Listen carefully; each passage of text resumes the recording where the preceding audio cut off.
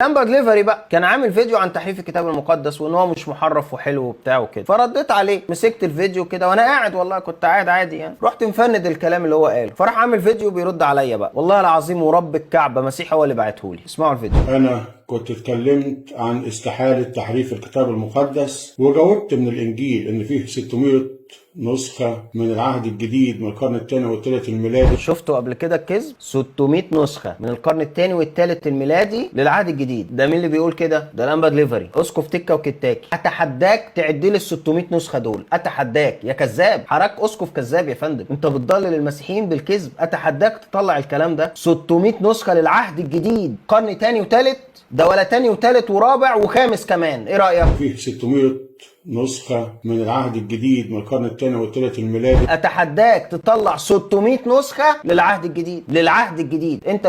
انت اللي قلت للعهد الجديد. شوية كذابين والله العظيم، بحسهم نصابين، عارف بيلعبوا بالبيضة والحجر. موجودين في المتاحف. في المتاحف، دوروا عليها في المتاحف بقى. اتحداك تذكر لي اسمائهم بس. اتحداك ولا تاني وتالت ورابع وخامس كمان، ايه رأيك؟ 600 نسخة للعهد الجديد، اتحداك يا كذاب تطلعهم. وكل إنسان حقه يطلع ويشوف. اسقف كذاب.